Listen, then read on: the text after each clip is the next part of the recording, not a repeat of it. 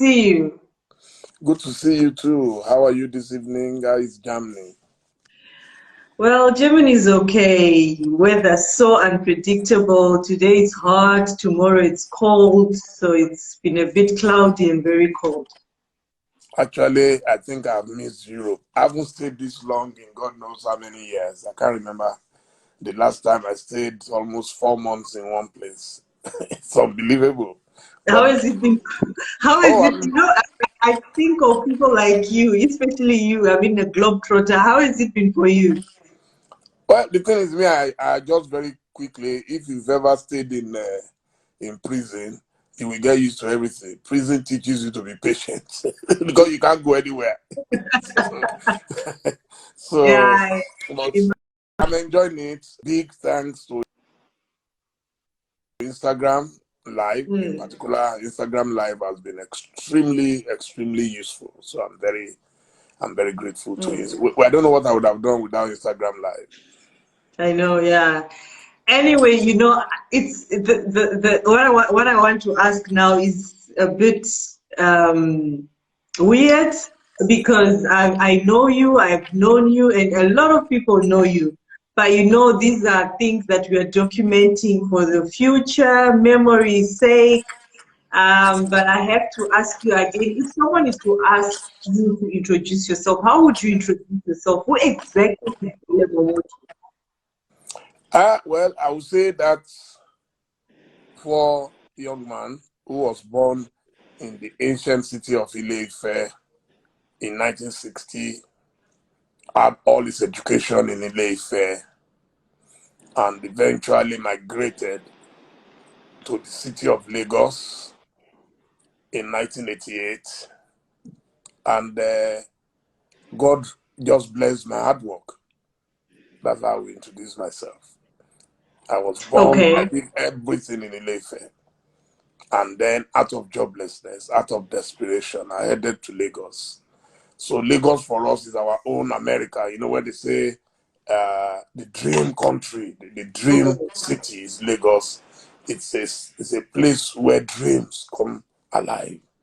And that's what happened. I came, I didn't know what would How was happen. it growing up in Ile-Ife then?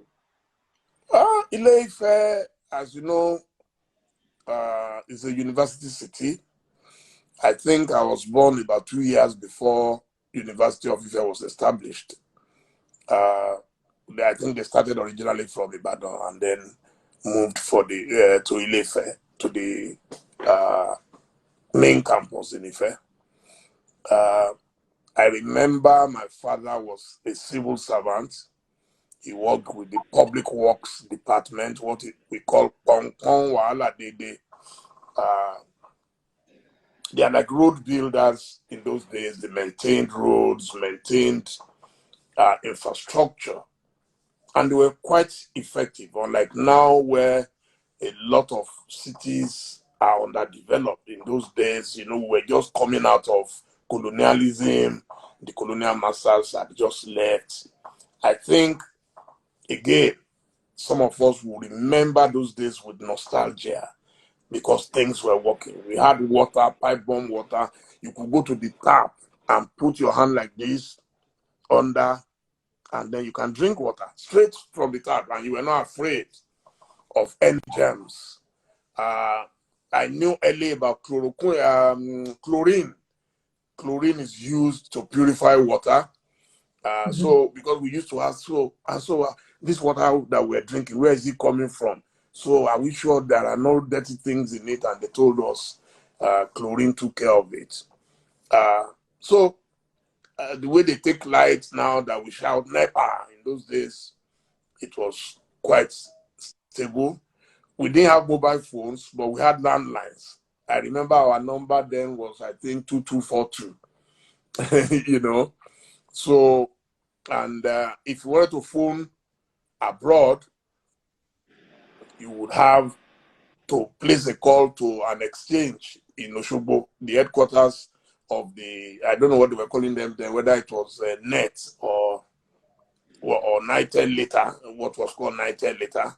So you will call Oshobo You will give Oshogbo the number of the person you want to reach in America or London. They will write it down, and then they will tell you that they are going to call you back tomorrow. You can imagine how life works. So you stand by the phone waiting to be connected to America. And then in those days, we didn't have WhatsApp, but we had Telegram.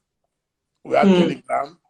So Telegram, you need, it's like Twitter now, where you have to summarize what you want to say. You can't write a lengthy letter to anybody. If somebody dies, say, Mama died yesterday, because otherwise, the longer it is, the more money you have to pay.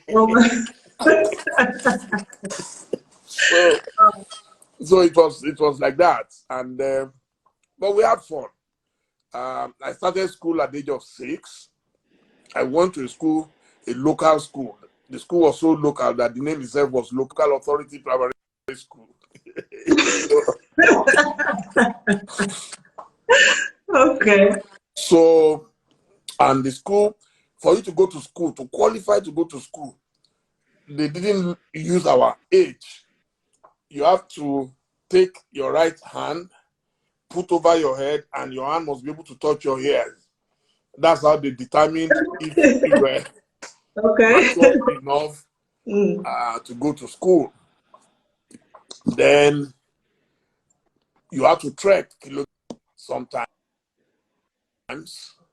I was lucky to have a headmaster who really loved me, Chief Isaac Olagbaju. And sometimes, in those days, people didn't have cars anyhow, like now, that you just have cars anyhow. Is he still alive? No, he's late now. Great man. He owned a bookshop and he was also the headmaster. So he was the one who agreed that, no, don't worry, I'll take you to school. And then he had what we call a Lambretta. A Lambretta, what was it's a motorbike. The motorbike, then the popular one was Vespa, Kawasaki, all those Japanese motorbikes. But he owned a Lambretta. I don't know where the Lambretta came from, but it looked exactly like the Vespa. So I would just hang behind him when we were going to school. In our school, there was only one family that used to have a car. The Anyobekus, their father owned the clinic. Yes, their father owned the clinic. The man is still alive. One of the greatest men I knew as a small boy. He was my father's friend. And after my father died in 1973, the man kept taking good care of us. We would go to him. And it was from him I knew about injections. When you are sick, it's not like now where you are pouring the drugs into your mouth. Anything. Once I had malaria, boom, just turn this side. Turn the other side. You will have injection. Okay. So you're still in touch with him? No, he's very old now. I won't be surprised if he's close to 100. But I know some of his children, they own the car. We used to call him Awura because Awura was a star. When you say Irawo, it's like a star. And that is the insignia of the Mercedes-Benz. You can imagine in those days, someone having a Mercedes-Benz. And they had so many children, and they would pack all of them into the car. So that was my earliest recollection of a big man. He was a big man. We didn't know anything about the Dangotes like now, the Adenugas. No, we knew people in the local area. There was another man. I can't remember his name now. He owned a Citroen in Ife. If you know what a Citroen was, the first car I saw that had hydraulic. When you park a Citroen, it goes down. When you want to go take off again, it goes up. And the man used to polish the car so much. Then Pojo was very popular. I also remember that as a kid, I had a friend. Their father was a judge at that time. They had a Pojo, black, very beautiful. Then I also had another friend, and the Adenijis, their father also had a Mercedes. So you can imagine. Then we had the Ijiwoyes. We went to the same church. He was the permanent chairman of he was the richest man in the church, so he was the permanent chairman at every, every harvest, in the church. And I remember I was a member of the choir, and I used to beat some drums. Then we will compose special songs for Chief Ijiwoye. Ijiwoye alaga oni eniye ọdún rẹ̀ dùn ó ṣoríire òkè ló máa lọ lókè lókè là ń gbóhùn ẹyẹ òkè ló máa lọ. I don't know how to translate to Zimbabwean now. That's great. Yeah, I'm just catching for. But anyway, you look like you had a very fun growing up.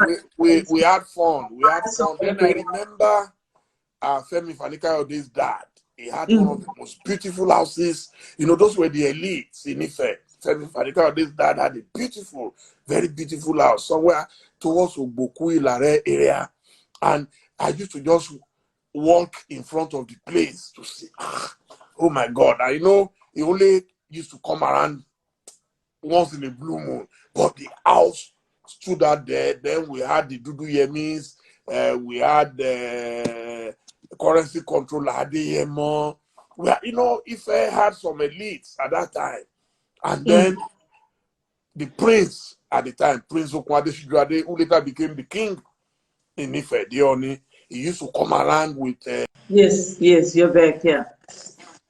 Yeah, so we had, Chief S.B. Bakari. He was from Malaysia, and they used to come into Ife. I think either they had Bentleys or Rolls Royce. I don't know what they were using in those days. They would just drive in, and then you will hear they had a customized on. I've just started enjoying life and that kind of thing. And you will see us as kids looking like, and you see the white Bentleys. So before I ask about the two special people that brought Dele Momodu to this earth, when you look back at the memories growing up in Ife and who you have become today and the life you live, how do you feel? Well, I feel very good. I think my life has been exceptional. My life has been phenomenal. I couldn't have asked for more from God. The biggest thing I took from my parents, both of them, my dad and my mom, though I lost my dad when I was just 13, the best thing I took from them was contentment. Wow. That's why I'm happy today. You can see I'm excited. I'm always in high spirits. Yes, every now and then, of course, I get frustrated about Nigeria. But then I quickly wake up and say, why now? Do you want to kill yourself? Nigeria, as bad as things are, you are getting by. So what more do you want? You lost your dad when you were 13. What is that one memory about him that you hold dearly to yourself, to your heart? I would say he was extremely religious. He was a prayer warrior. Both of them, my mom and my dad. We went to what we call the Aladura Church. And the Aladura Church was very, very spiritual. It was a place where they saw what they call vision. Vision is the advanced form of dreams. So I was born right in a church, and I knew about the ways of the Lord very early in life. They used to go to church as if the church was going out of vogue. They could go to church, as many times as 3 times in one day. They lived in the church. We used to go to prayer mountains to go and pray. And there were prophecies about my life, which I remember very early. There were prophecies about my life. And it's difficult for the kids of nowadays to understand what that meant. If anyone is saying, oh, Dele is famous today, Dele is this. Before I was 7, there was already a prophecy that I would be very famous if I survived the first 7 years of my life. Today, we've removed prayers from our lives. Today, people just go to church, but they don't really imbibe the spirit of Jesus Christ our Lord. We were taught all these things. We knew when to fast. During the Lenten season, we will fast. When Muslims, and in those days, there was no difference whether you're a Muslim, you're a Christian. In fact, your father could be a Muslim and your mother is a Christian. It didn't make any difference. In fact, my grandparents were Muslims. My parents were Christians. Okay. And your mom, what is that memory about her that you hold dearly to your heart? 2007. I mean, I was her husband. After she lost her husband, I became her husband. You know, Yeah. and she used to call me, or call me, or call me, or call me. Yeah, that's so. That's Dele, in your culture, right? yes, or call me is my husband. You know, so that's what you should also call your husband when you are together. Or call me, or call me. It's very romantic, very, very romantic. I remember when she was about to die. I knew her time was what she was about 84 then. And one day she could hardly talk. So I went to see her. And then I was lying down beside her like her husband. And I was just romancing her, touching her head. And, you know, and I was crying. And I was thinking, oh, my wife is going. My wife is going, you know. And she saw me cry so much. At a stage, I don't know where she got the force from. She just spoke. Ayobamidele, ẹkún yìí ò wá pọ̀ jù. Jésù ó wà pẹ̀lú rẹ̀. That was the last thing she told me. That is this crying not too much? That I shouldn't worry, that Jesus will be with me. And Jesus has never left me since. Oh, amazing. Amazing. I know those memories, you will hold them dearly to your heart for the rest of your life. And then, you know, I always like to ask weird things that some people might not even ask you. Do you remember your first girlfriend? Is that what? Your first girlfriend in Ile-Ife? I'm sure my first girlfriend would have been the daughter of a neighbor. That's usually how it started. You know, you will have the daughter of a neighbor. In fact, more often than not, they're older than you. And then they will take you into the bathroom. You are having, you are staging a play. I remember the common one we had then was the play of Anna and Pelina. You know, their husband had two wives. One of them had a baby, the other didn't have a child. So, and then I remember even the song, Omo Pelina, bo mi fun mi wa o gbegbe mi. Then Anna, then they would reply Anna, madam, rara lo BTL. They will be taunting her. Don't send my daughter to go and fetch you water. Go and have your own child. You know, and Anna will be so miserable. And then, you know, it was fun in those days. We had fun. We had fun. We didn't have, okay, they had cinemas in Nigeria, but maybe in Ibadan. In Ife, we used to watch a movie. If there was a movie, it was the cowboy, John Wayne. I remember one character called John Wayne. So, in fact, my mom one day had sent me somewhere. Then I saw on the field in front of the palace, those American films they were showing, and I stood there. I had forgotten myself on the spot. And gave me a slap because she was so scared. I'm the only child of my mom for my dad. So, of course, you can imagine how protective my mom would be of me and all that. Yeah. Okay, so you now moved to Lagos, then life began for you. I mean, I moved to Lagos at the age of 28. I had done so many things before I came to Lagos. You know, my life, I would say I started life very, very early and quickly. My life has been a roller coaster. Things keep moving like that. If I reach a dead end, something new is about to happen. If I reach a dead end, so that's why usually I don't take too much to heart. You know, if I have disappointments now, if I'm handling any assignment, I'll put my whole life into it. Any assignment you give me, whether there is money involved or not, I must make my mark. People will know that Dele Momodu passed this way. And that is part of the thing that has sustained me, that has sustained my business, my relationship with people, with my clients, with my friends, with my mentors. I always put my bid. I'm sure you followed my 60th birthday and you saw all the tributes the tribute was always about loyalty. Once I tell you I will do something, even if the heavens will fall, I must do it. So Wow. that's what the thing Okay, that was. maybe I Yes. rushed. Where did you meet Mrs. Momodu? Where did you meet your wife? Oh, I met her in Ife. I had Okay. graduated.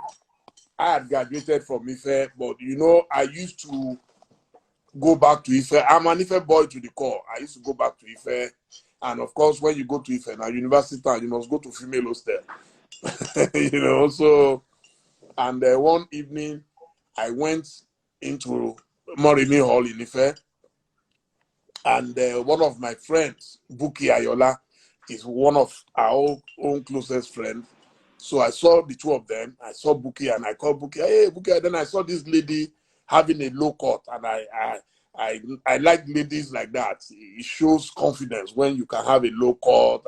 It wasn't like this, but it was not like the typical frying your hair and all those things, you know. And so I asked Buki, who is that? Who is that babe?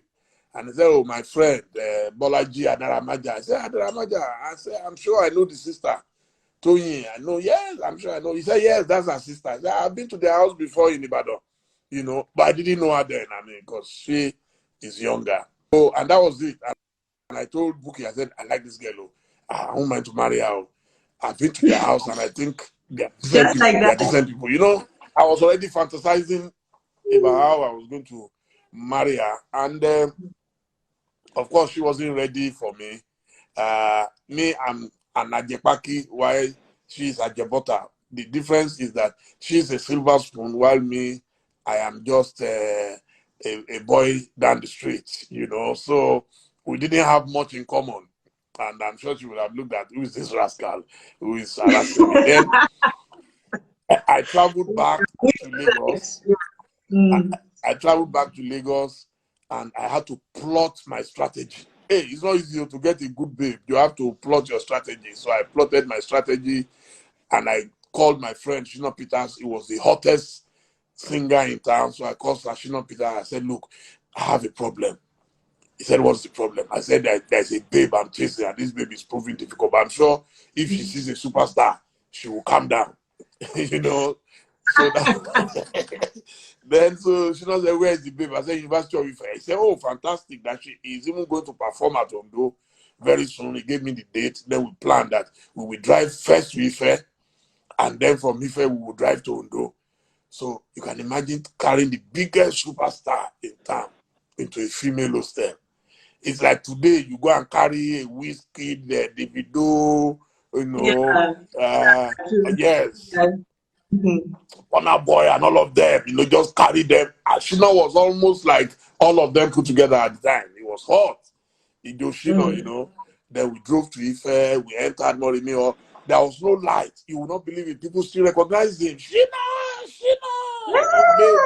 Yes.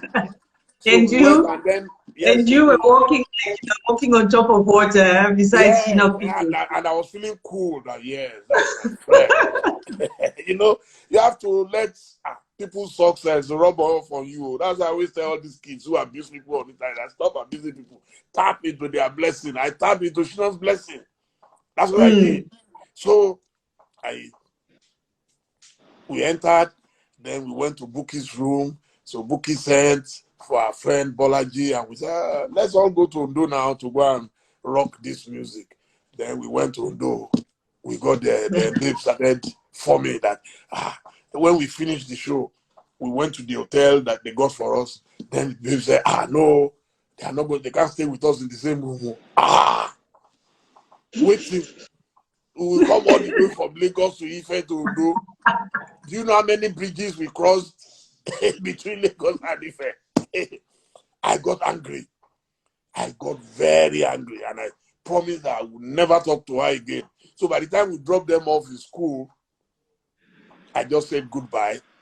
Of course, Buki is my friend. We will talk, but I refuse to talk to Bolaji until I'll come to Ife, of course, by which time I found another babe.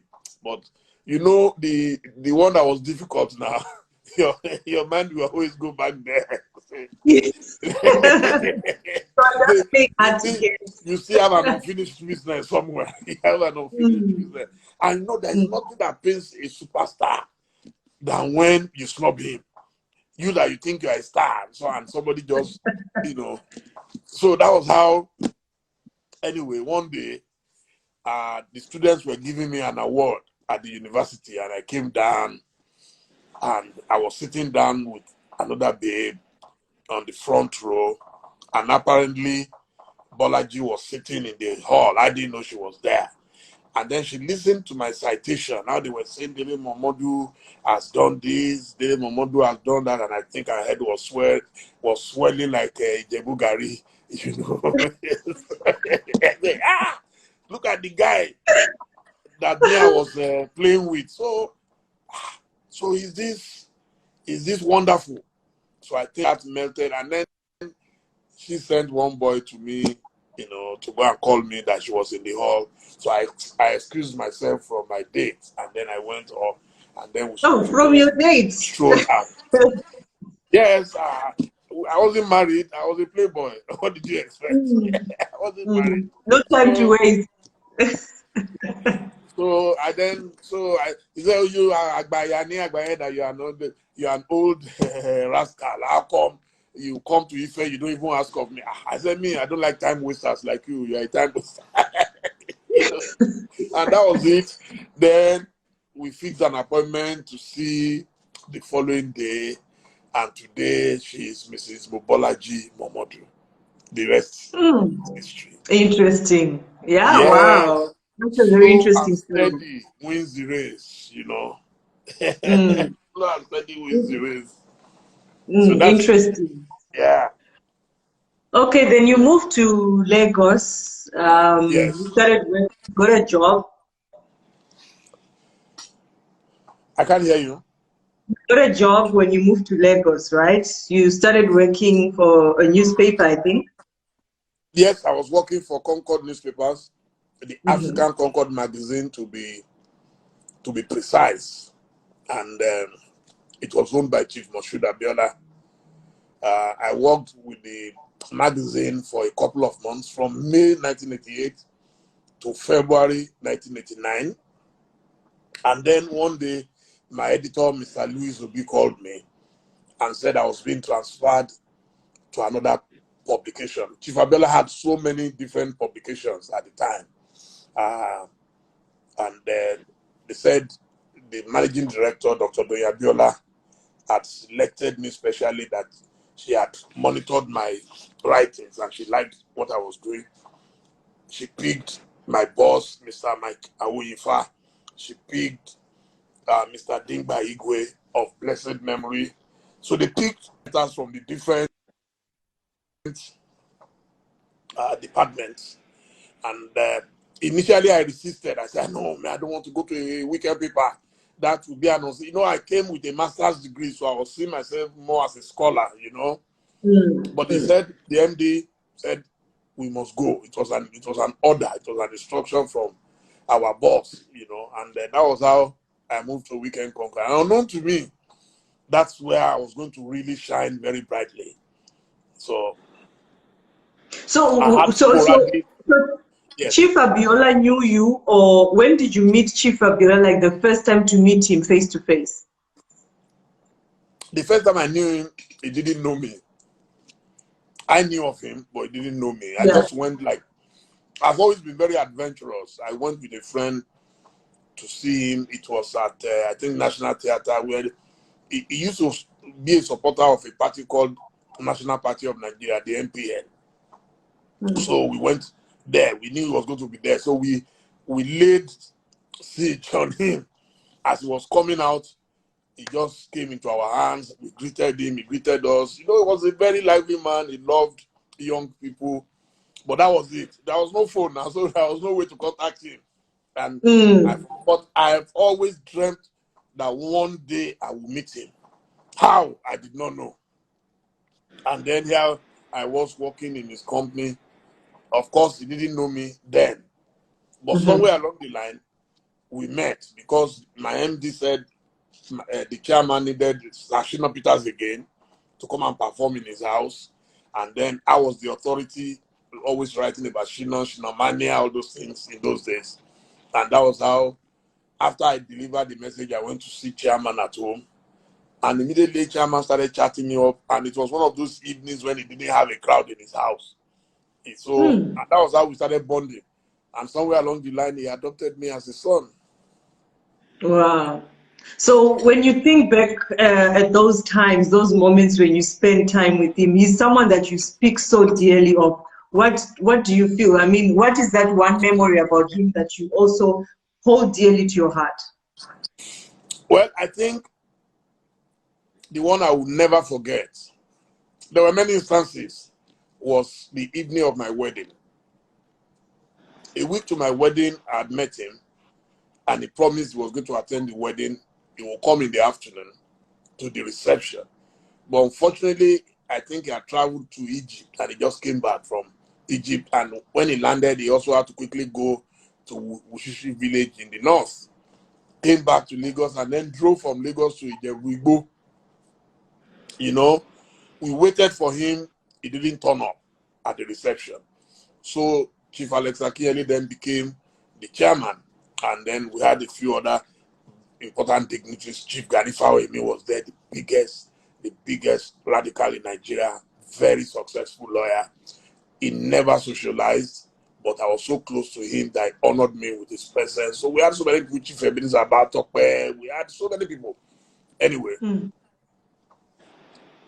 the evening, you know, the way we do our weddings, we will go to church. From church, you will go to reception. From reception, you go maybe to the hotel to relax and then change into a traditional dress, because you are going to go back to your in-laws' place where they will now formally hand over your wife. Okay. There will be prayers. So my father-in-law's place was in Ijebu-Igbo. My mother-in-law's place was in Ijebu-Ode. It will be a distance of about 15 to 20 minutes, you know. So we were in Ijebu-Ode. Chief Funola Okunowo had given us their palace in Ijebu-Ode. That's where we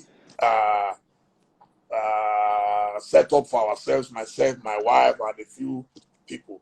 So we will now drive from Ijebu-Ode to Ijebu-Igbo to go and pick my wife in the evening. So as we got into my father-in-law's compound, I just noticed a very big car. It was a Mercedes 560 SEL, I believe, at the time. That's probably the biggest Mercedes around, apart from the 600 type, which some presidents rode. Whose car is this? Then I saw the number. It was a Kano number. This is Chief Abela's car. Chief Abela is here. You won't believe it. He had arrived. And actually told my father-in-law, yes, I have the picture. This was the night. This was the evening. Wow. Yes, this was 1992, December. So you won't believe it. He had arrived. He had already collected my wife. As we say, collect means they've handed my wife, and he had promised that, don't worry, we're going to take good care of your daughter, and blah, blah, blah. So that was how I came. Then I saw Chief. I said, Chief, you made it. You made it. Then he was explaining to me, apologizing profusely, that yes, he had to go to so many places, but since he made a promise, he must keep his promise. And that was something about him. You know, he was a man who kept his promises. So that is one thing you learned from him, keeping your promises. Yes.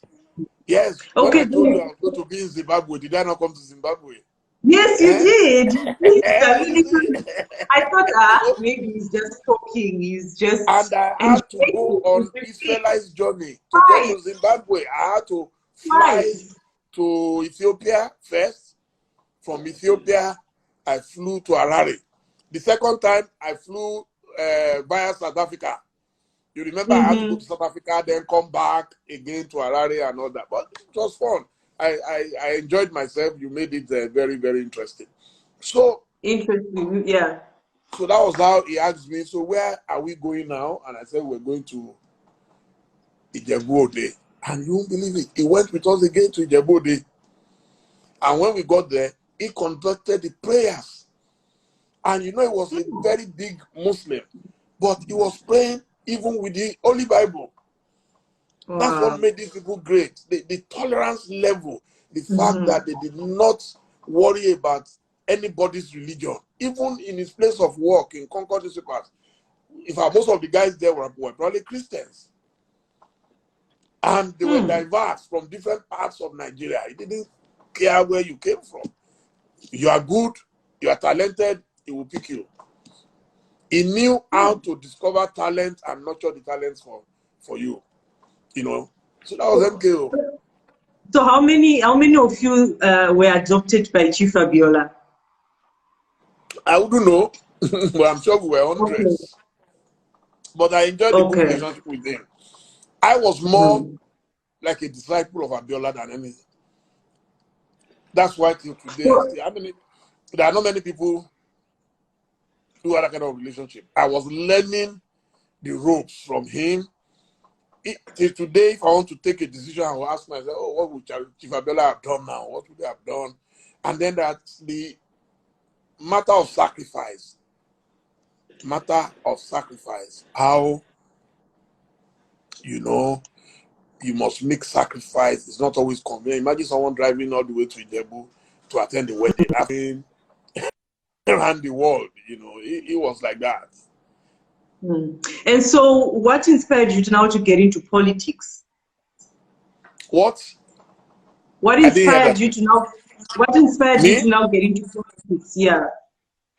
Well, I think again I took a lot from Chief Abiola. Nigeria has always been very turbulent in terms of politics, extremely turbulent. We all grumble, we all lament like Jeremiah, we're all complaining, we have bad leaders, we have corrupt leaders, and then yet we do nothing about it.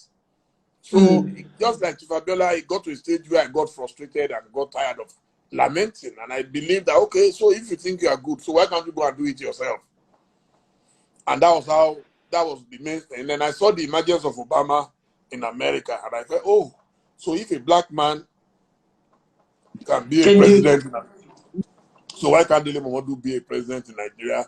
I was visible, I was known in every part and beyond, and I was already meeting with world leaders on my own, my private capacity, and I knew they didn't have two heads, you know, and so that was it. Yeah, well done. I mean, it's written in your book. You tried it, you did it. So yeah, well done. That's it. Yes, thank you. Exactly. So how was it campaigning and then not making it? Did you feel discouraged after all the campaigning and then didn't make it? I've told you I'm a very spiritual person. If I try something and I fail, it means that something greater is coming. I can get disappointed as a human being. Every mortal will get disappointed from time to time. But trust me, I shake it off quickly and I move on. If I show people love, I'm trying to do my best for you and you are not appreciating it. Instead of lamenting and grumbling, I just move on. And then you went into exile. How was it for you? Oh, that was before. That was during the Abiola, the June 12 crisis. Yes, and June 12 happens to be this week. We're celebrating June 12 on Friday this week. Yeah, I went on exile. Before exile, I was in detention. Before exile, I was arrested in 1993, and then I went into exile in 1995. Why were you arrested in 1993? Well, I was one of the media campaigners for Chief Abiola. I was particularly close to him. Maybe they felt I would have some information to give them. I don't know what it was, but definitely I just knew I was locked up in detention. They just came to my house, picked me up one morning, and that was it. I ended up at the Alagbon Detention Center, where they later charged me for sedition. They said I wrote some bad stories about President Babangida and all that. So, but that was it. So this issue about press freedom started a long time ago, right? Oh, long long ago. Mm. There's no press freedom anywhere. Mm. Okay, and then now you went into exile. What was the experience like for you? And when Exile, I didn't have to live abroad. It happened so suddenly that my wife was tipped off that the Abacha government was coming to arrest me. They accused me of being one of the brains behind the pirate radio station that called Radio Freedom, which later became Radio Kudirat after the assassination of Chief Abela's wife, Alaja Kudirat. And so I just tried, and then I escaped, and I eventually found my way to London. But again, as I was saying, whenever I found myself at a dead end, a new opportunity was going to happen. That was how Ovation came. It was out of that experience that Ovation came. The rest is history. And then Ovation came. Which year and how is it been, Ovation? I mean, Ovation is one of those magazines that if you feature in Ovation, then I mean you're one of those. I think I've been featured for my wedding and some events, and whenever I see I feel so honored. Your wedding was very colorful, extremely colorful, and I was honored to have been a part of the wedding. It was really nice. We started Ovation in 1996. Out of the blues, my cousin Chegun Fatoye was instrumental, largely, because he gave the idea that, look, you can't just sit down doing nothing in exile. Otherwise, you are going to end up doing menial jobs in London. And that was how we started planning. And then in April 1996, we released the first issue of Ovation. And what is that? I think I can find. Let me see, just a minute. Then because it's locked up somewhere in my drawer. So let me see if I can get the very first one. The very first one. It's right here. Wow. Like. African king, the African king of what? The African king. Okay, the African. That's Mr. Mohammed Al Fayed, the owner of Harrods. He's an Egyptian, so and that was very, very, very first. So you can imagine from this ordinary paper, you can see how ordinary it was. We moved on. Okay, I have some of the earliest ones. Let me bring them for you one by one. Let's see. This is the second issue. Okay.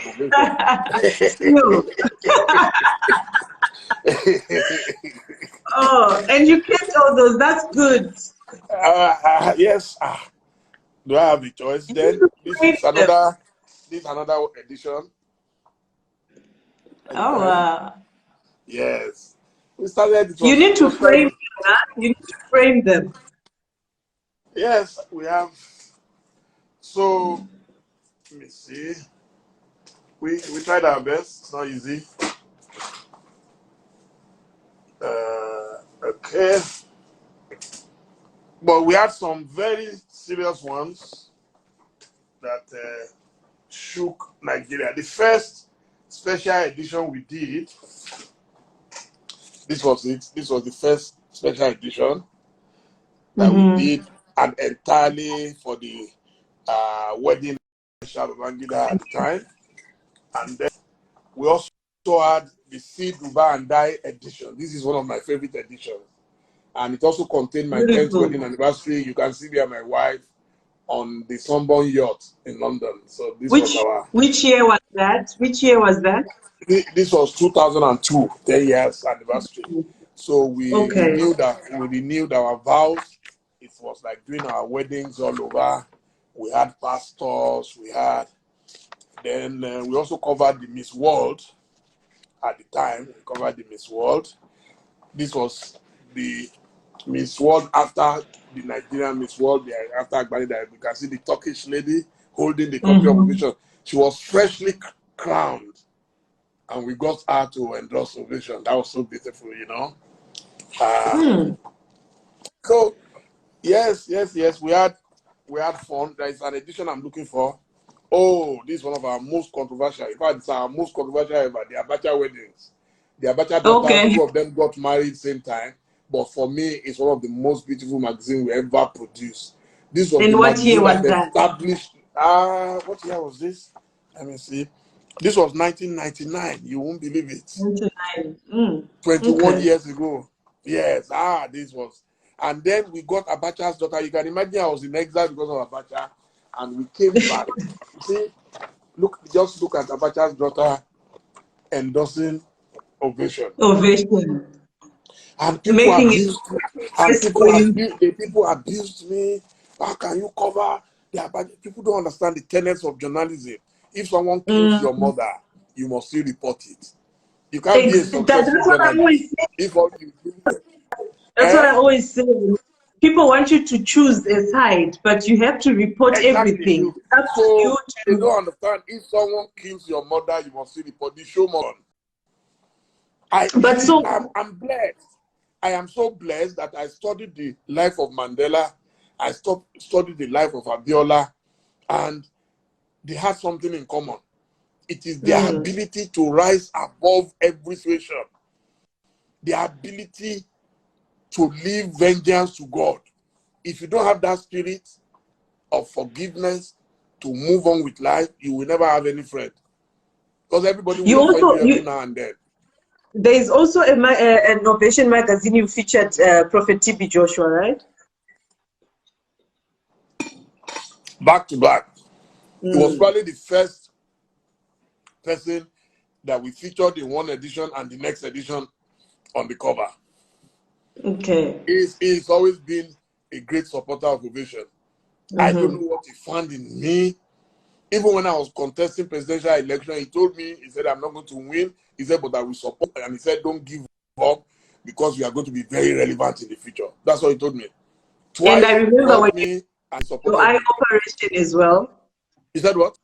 When you had your eye operation a few years ago, I think. Yes, when I had my cataract operations. One night, my phone was ringing frantically. I'm like, and there was no number showing. I was in London. And then when I picked it, then it says, this is Prophet TB Joshua. I said, I called him Papa. I said, Papa, how are you? Then he calls me, I like that. Who are you? He said, I heard you have eye problems. I said, yes, sir. He said, how is it now? I said, I've done the operation. He said, I should please send him my account that he wants to pay for it. I said, I've already paid. He said, no, it cost 3 times that night.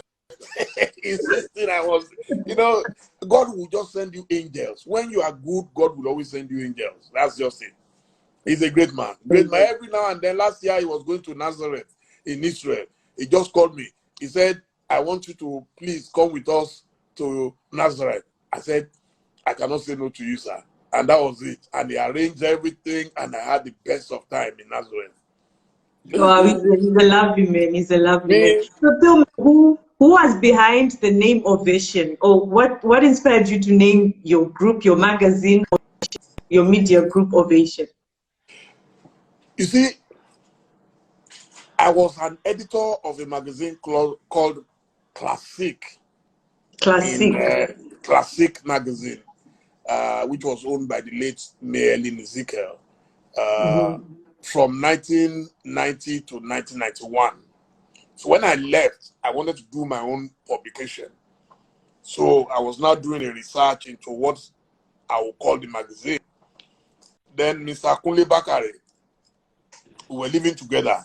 He is the publisher of Encomium. He was the one who now brought out his thesaurus, and we were looking at different names like Encomium, Glitterati.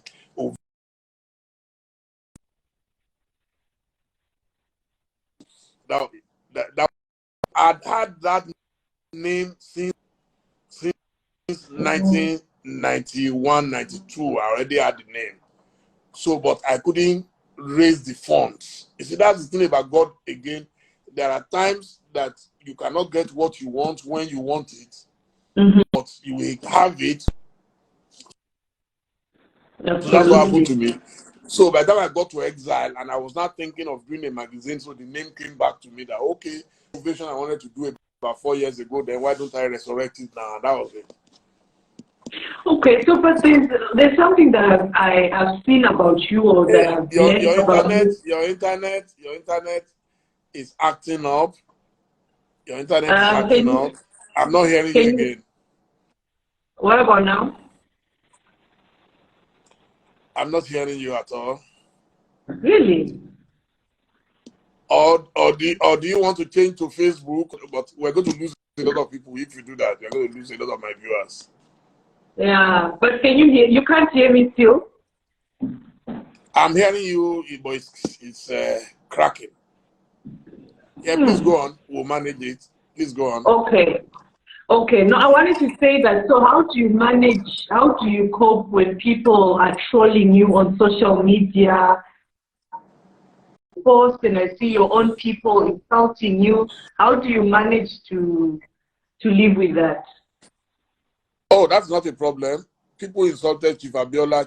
People insulted Chief Obafemi Awolowo. Even our Lord Jesus Christ was insulted. He was even crucified. There's nothing new about that. It's just for you to know how to carry on. You must know who you are.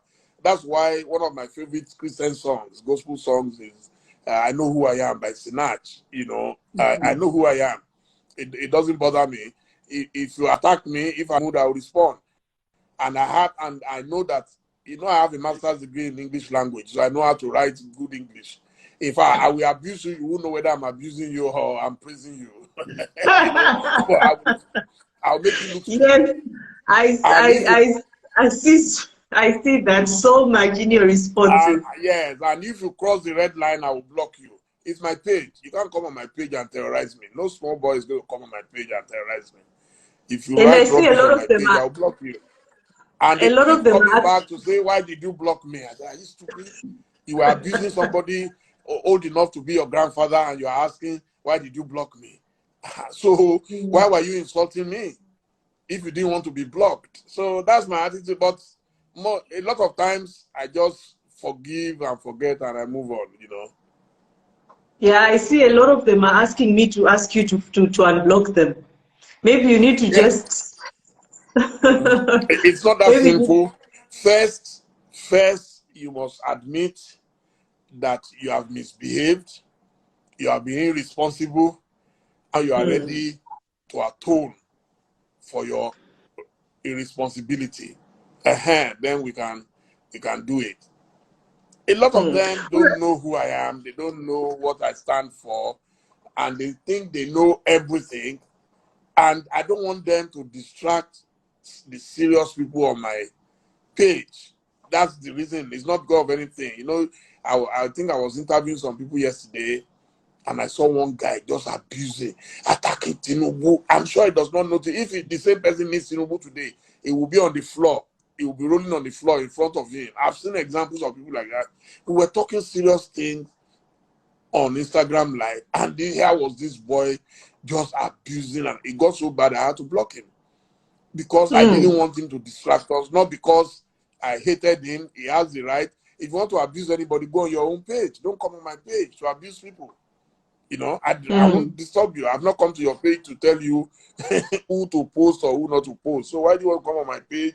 I'll write about Donald Trump. Somebody will say, why am I writing about Donald Trump? Am I not a journalist again? Journalists write. You understand? I'm a journalist. That's my job. And I have the right to, if I decide to support anybody, that's my right. I'm laughing. I'm laughing at Why? one. I'm laughing at one of your followers, Jeff Gold's concept. Please beg Dele to unblock me. No, you need to say chief to block me. I always ask them, if you know that you like my page so much, then you're a nuisance. So why did you allow me to block you? You know, if you like something, you should protect it very jealously. I always tell them, you have to protect very jealous. Oh my God, at this time of the night, so many people are still coming online. That's Yeah. nice. And then I wanted to ask you, you know, this social media, the power of social media is something that we need to address to even people that are watching us and listening to us today. Like even these guys, your followers that are asking you to unblock them. You never know where or who will give you a job tomorrow or what you you need from Chief Dele Momodu, and then you're showing him on social media, and I see a lot of them coming back crying. I lost this job because my files were taken out. They found out that this is what I say.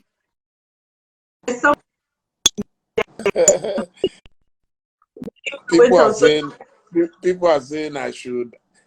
Babajide, how are you? People are saying I should forgive him. No, my life is not difficult. If the person should send, if you can help me write down the name, I can't see the person from here. If you can write down the name of the person, I will unblock him. And he should sin no more. We're all sinners, and if God did not forgive us, we'll be dead by now. Yes, but you need to address, I want us to address the issue about trolling on social media. Yes. In the sense that sometimes you're going to ask for a job at Ovation Group, you've been trolling Chief Dele Momodu. Some of them do that with names they don't know that tomorrow. So what advice can you give to the youth listening to us and watching us today about social media? Yeah, I think the problem with a lot of people see every successful man as their enemy. Whereas when we were growing up, some of us were much poorer than them. I told you the type of schools I went. I was an errand boy in a bookstore. I was a village teacher. I was, I did some jobs to keep body and soul together, So I never begrudged anyone. You cannot get what you hate. Did you hear that? You cannot get what you hate. You can't. You only attract what you love. I wanted to meet Chief Abiola. I wanted to meet, the people, look at someone like Dr. Mike Adenuga. I draw a lot of inspiration from his life. A life of hard work. You don't see him around frivolously. The man, I'm sure at this time, he will probably be at his desk, working. That is what I look out for in people. I don't look for people's faults unnecessarily. There are people who specialize in that. My work is about the lifestyle of the rich and famous. So my work does not allow me to abuse people. Because if I abuse people, nobody will allow me into their homes again. But when you write about Nigeria, as a journalist, and then you meet the President Buhari, the former president, you've met all these presidents, and then you now have to also sit down and pendulum write the state of Nigeria. Is it easy for you? How difficult is it for you, or how easy is it? It is very, very easy. It's the easiest thing for me. People respect you if you have the boldness, the courage to tell them the truth. When you why do people allow Wole Soyinka to enter everywhere?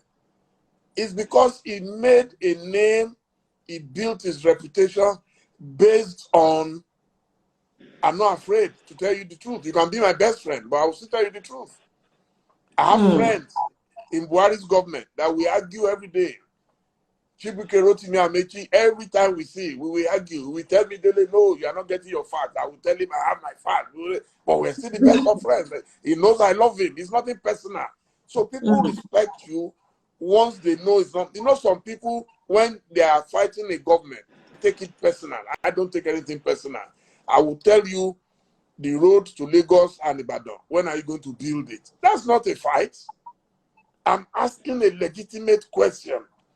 If you now get angry over that, then so be it.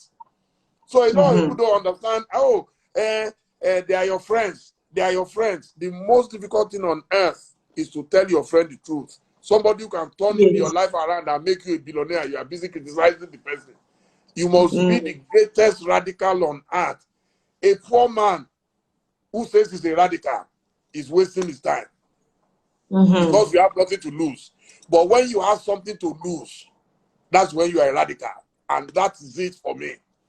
I don't care. People say, we see these people in your magazine. It's like saying you saw somebody in a pharmacy to go and buy Panadol. Are they going to chase him out because he's a rogue? You're not going to chase him out. I didn't beg anybody to come into. If I can risk my business, what I'm doing is to put my business at risk. That's the most difficult thing. In fact, it got so bad. One big person came to me one day, said, Dele, are you not afraid that your business will collapse? I said, well, if that's what God wants, but I know God knows I'm speaking the truth, not just for myself, but for the sake of my countrymen and women. And if anything happens to me, so be it. So be it. I don't have two lives. I don't have, if Chief Abiola could risk everything for Nigeria, who am I not to risk things for my country? So, but a lot of these young people don't understand this. They say, oh, they are your friends.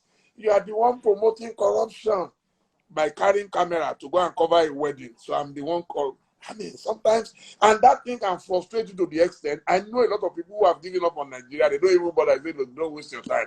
Whether you do it or you don't do it, people are going to abuse you. So why you go and chase your own money, go and live in Banana Island and forget Nigeria? 99% of those who live in Banana Island, they will not say one word about Nigeria. Nobody even knows who they are. Some people who were my students when I was teaching A levels in 1982, they already built mansions all over the place. I didn't have a house. I was busy fighting government. People don't know what it is to fight the government in Africa, especially in Nigeria, where you can wake up a pauper in the morning by afternoon, you're a billionaire. And yet, I am insisting, say, was I not one of the people who midwife Buhari in 2015? Yet, I did not go into their government. Yet, when I saw that I did not agree with the government, I started talking about it. People don't know the meaning of that. That's sacrifice. People think to be a radical, you must look like a ruffian. You must look rough. You must talk tough. No, that's not it.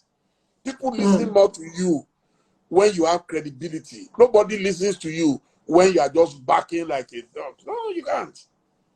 People so from your analysis and opinion, what should be done, to make Nigeria great again? What should be done to make Nigeria great again? Oh, the first thing for me is the unity of Nigeria. It worries me. Nigeria is one of the greatest countries on earth today. And one of the things that make us great is our population. If we look at China, look at India, look at America. If you look at them, they have that thing. They have huge population. If Nigerians alone will patronize any product of yours and you can get 1%, you are going to have 2 million people instantly. So just look at that kind of huge income. But we are not taking advantage of our strength because there is no unity. Every government that comes wants to destroy the previous government. Every government that comes wants to destroy. You can't have peace. You can't have progress without peace. So it's all about politics. So do you still have a political ambition, Chief? No. People have asked me these questions repeatedly. You see, I came into politics because I was tired of waiting for someone else to do what I believe I can do. But I realized the hurdles before me, except there is a miracle whereby I'm drafted by one of the two top political parties. I'm not going to waste my time and resources. No, I haven't got the resources anyway to run a president. And I cannot be a governor. I can't be a senator. If I'm going to run for anything, it has to be president. And since it's almost an impossibility, so I'll leave that to God to decide. I'm not interested. But can you accept a political appointment? You said what? Can you accept a political appointment? An appointment? Oh, why not? Nobody is bigger than an appointment, but the appointment has to be negotiated. I have to be sure that I have something to offer. You can't just come and pick me now and go and put me in a dojo. That when I'm already, what I'm doing right now is more than an appointment. I'm serving Nigeria already in my private capacity. I'm a self-appointed ambassador plenipotentiary for my country. I'm known globally. I've been on all continents of the world and representing my country. So for me, if I see a good government that believes in the unity of Nigeria, yes. But where I see a government that is not ready to even listen to whatever I have to offer. Some people go into, in fact, most people go into government in Nigeria because you see all of them grumbling. If you talk to people, even in any government, including the present one, you see them grumbling and lamenting and they can't leave the government. So what are you doing in government if you are not happy with the government? I mean, it's a waste of time. I'm not going to waste.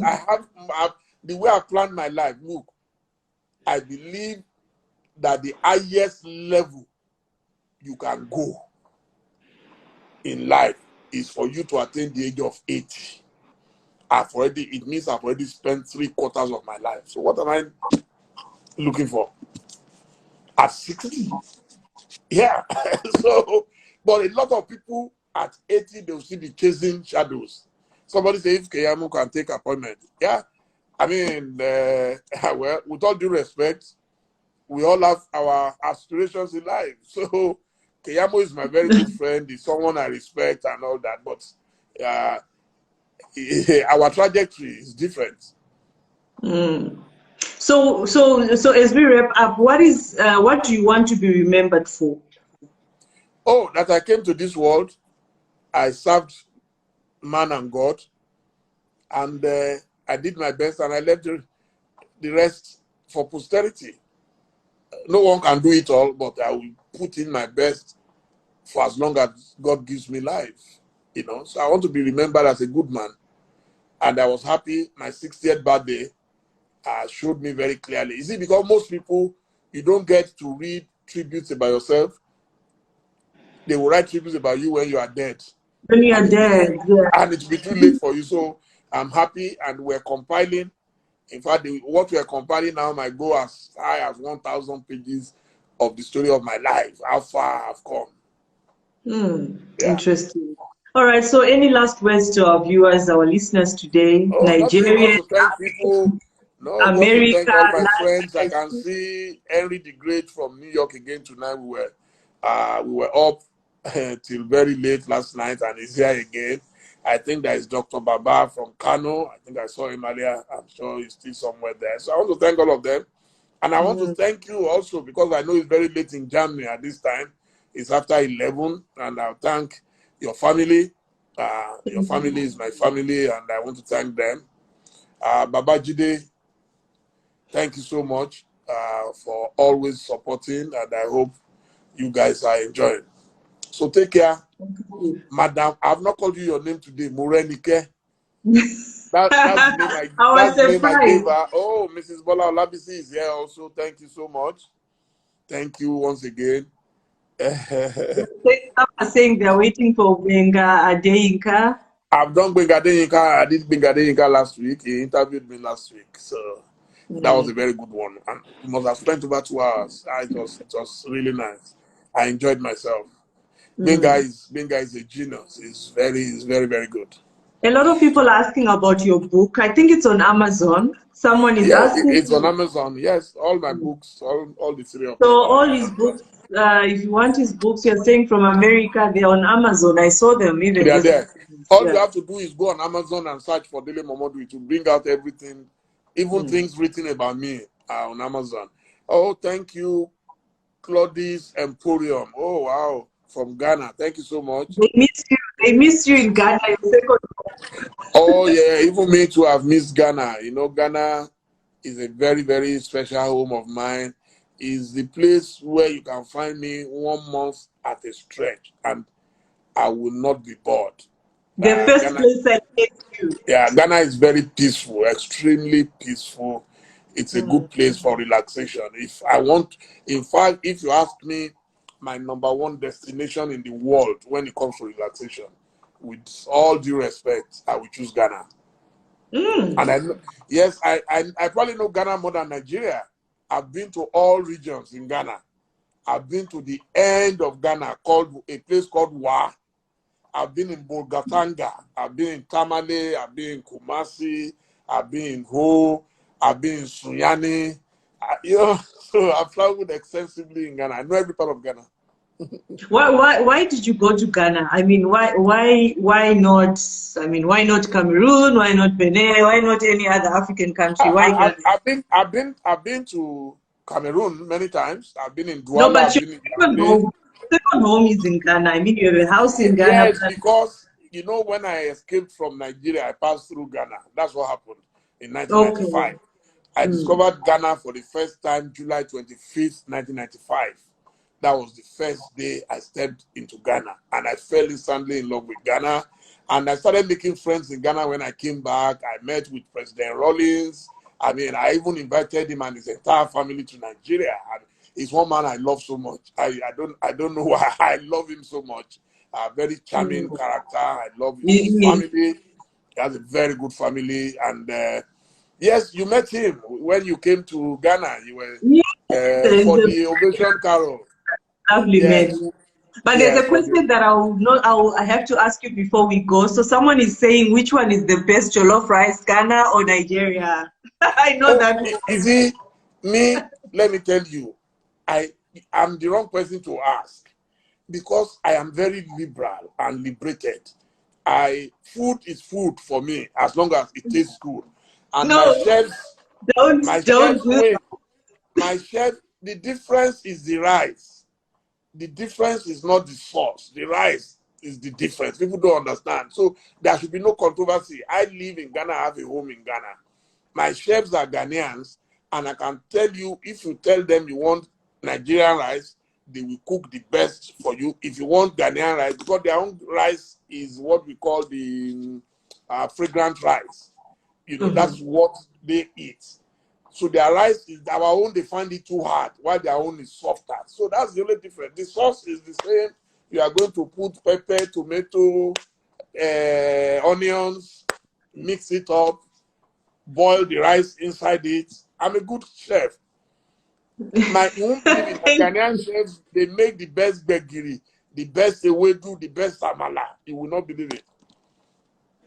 They say they want to give you a Ghanaian name, Kojo.